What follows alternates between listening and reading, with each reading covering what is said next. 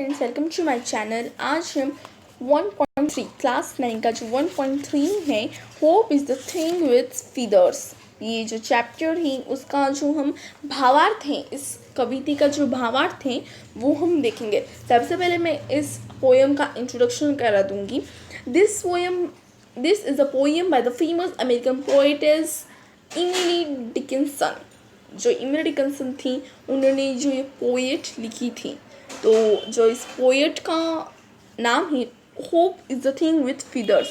इसका मतलब होगा आशेचे हे चिमुकले पाखरू। आशेचे, होप म्हणजे आशा, आशेचे हे चिमुकले पाखरू। ओके, तो अब हम देखते हैं कवित्री हमें क्या बोलना चाहती है इस पोयम में। Home is a thing with feathers that perches in the soul and sings the tune without the words and never stops at all. कवित्री म्हणतात की आशेला पंख असतात, ती जणू एखाद्या पाखरेप्रमाणे प्रत्येकाच्या मनात घटत राहते.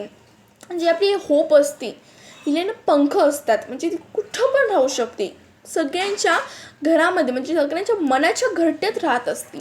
ही आशेची पाखरू कायम गाणी गुणगुणत असते. आणि ही जी आशेची पाखरू म्हणजे काय, ही जी होप आहे ती नेहमी गाणी गुणगुणत असते. त्या गाण्याला शब्द नसतात, पण मधुर स्वर असतात. काय असतात? मधुर स्वर. हे गाणे कधीही संपत नाही. ते सतत मनात रुंजी घालत असतात. आणि जी आपली जी आशा असते ती कधी संपत नसते.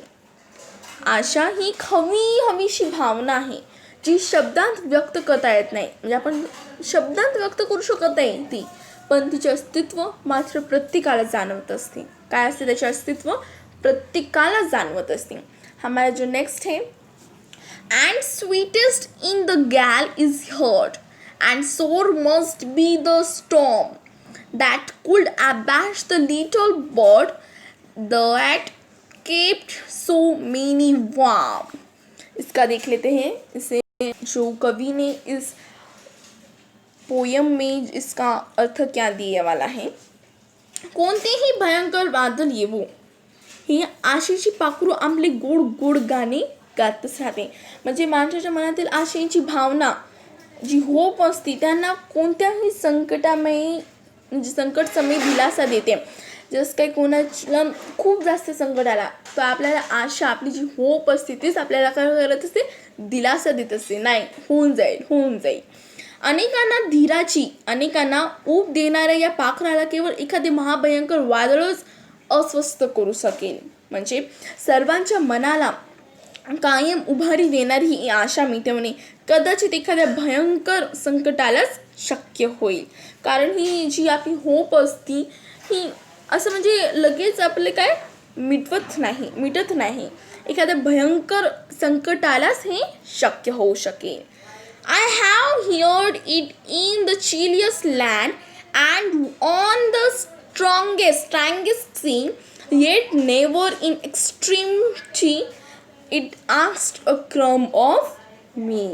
अतिशय प्रतिकूल परिस्थितीतही आशेचे या पाखराने आपले गाणे मला, म्हणजेच कवित्रीच्या होत्या इमिली डिकिन्सन, एक अमेरिकाची कवित्री होत्या, त्यांना ऐकवले आहे. आणि प्रसंग कितीही बिकट असला तरी त्यांनी माझ्याकडून कणभरही मोबदला मागितला नाही. कुठल्याही परिस्थितीत आशेने माझी साथ सोडली नाही. याचा अर्थ काय होते? कुठल्याही परिस्थितीत आशेने माझी साथ सोडली नाही आणि त्या बदल्यात माझ्याकडून कोणतीही अपेक्षा ठेवली नाही. इस पोयम का कवितेचा भावार्थ संपलेला आहे. अब हम इसके वर्ड्स देख लेते हैं. परचेस का अर्थ होता है अलाइट्स, म्हणजे विश्रांतीसाठी बसत असते. गेल का जो अर्थ होता है वेरी स्ट्रॉन्ग विंड. यहाँ पे गेल है, इसका अर्थ है वेरी स्ट्रॉन्ग विंड, वादली हवामान. उसके बाद में है सोर. यहाँ पे सोर है, इसका जो अर्थ है कॉजिंग ग्रेट पेन, दुखदायक, यातना करणारी। उसके बाद में है एबैश। एबैश का है अर्थ make uneasy, make it keep quiet, भाभाऊन टाकणे, बेचैन करणे। उसके बाद में है चिलिस्ट लैंड। चिलिस्ट लैंड का जो अर्थ है द मोस्ट डिफ़िकल्ट, द अत्यंत बिकट वाइट परिस्थिति। उसके बाद में है एक्सट्रीमिटी। एक्सट्रीमिटी का जो अर्थ है the worst of the situation, सर्वात वाईट प्रसंगात किंवा स्थितीत, सर्वात वाईट स्थितीत। आई होप आपको जो वर्ड्स हैं वो भी अच्छी तरह से समझ में आ चुके होंगे। अब हम एप्रिशिएशन ऑफ द पोएम देखेंगे। एप्रिशिएशन ऑफ द पोएम जो फर्स्ट है उसका नाम टाइटल है इस पोएम का hope is the thing with feathers. उसके बाद इस पोएम के जो पोएट हैं the poetess of the poem is Emily Dickinson. उसके बाद में है द थीम और central idea of the poem is role played by hope in our lives. According to the poets, hope is the little bird that nests in our souls, keep us going even in the most difficult of time and demands nothing in return. Rhyme scheme है. The rhyme scheme of the first stanza is A-B, whereas in the third stanza it A-B-B. B यहाँ पे third time में आए हो। आपको rhyme scheme आता ही होगा कैसे निकालते हैं। राइम स्कीम नहीं आता तो मैं आपको लास्ट की वीडियो में एक बार समझा दूँगी। फिगर ऑफ स्पीच यहाँ पे दिए वाला है। उसके बाद में special features. This poem is full of implied meaning. It tells you the importance of hope and helps you to survive in any difficult day or occasion.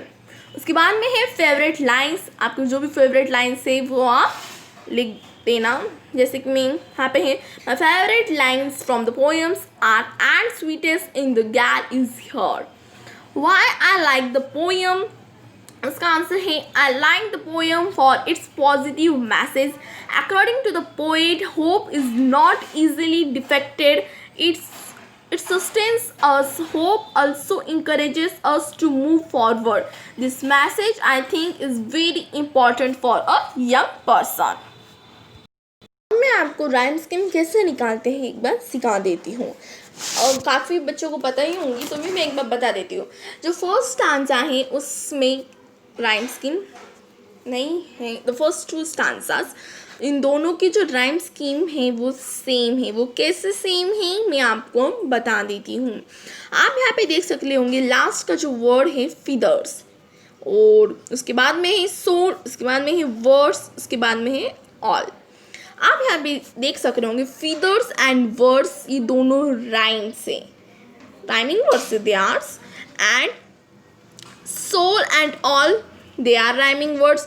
तो हम यहाँ पे इन शॉर्ट ये कह सकते हैं इसे हम फीदर्स ये दोनों राइमिंग वर्ड्स हैं और ये दोनों राइमिंग वर्ड्स हैं। तो हम यहाँ पे एक इस जोड़ी को ए नाम देंगे और इस जोड़ी को बी नाम देंगे। आप ऐसे नाम दे सकते हैं A-B-C-D। तो हम यहाँ पे ये क्या होगा फिर ए होगा, फिर ये होगा बी। यहाँ पे से ये वर्ड्स हम दोनों को ए नाम दिया तो यहाँ पे क्या आएगा ए और फिर यहाँ पे जो है वो बी जोड़िए तो वहाँ पे आएगा बी। तो जो फर्स्ट जो हमारा स्टांजा है उसका क्या हो जाएगा ए बी। तो इसकी राइम स्कीम क्या है A-B और ये दूसरे स्टांजा की भी वैसे ही है। हियर एंड बर्ड्स को हम ए नाम दे देंगे क्योंकि राइमिंग पेयर्स हैं। स्टॉर्म्स एंड वार्म को हम बी। तो हमारा क्या आएगा पहले हर्ड का ए, स्टॉर्म्स बी, A-B। वो हमारा थर्ड पैसेज देख लेते हैं। वहाँ पे क्या है यहाँ पे जो हमारी जो राइम इसका लैंड का राइम नहीं है।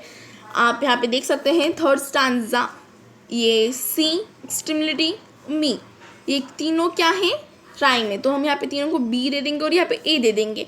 तो जो हमारा जो राइम स्कीम आ जाएगा वो होंगी A-B-B-B। आई होप आपको राइम स्कीम कैसे निकालते हैं समझ में अच्छी तरह से आ चुका होगा। अगर आपको मेरा जो वीडियो है अच्छा लगा तो प्लीज़ मेरे वीडियो को लाइक एंड शेयर ज़रूर कीजिए। Thank you for watching my video.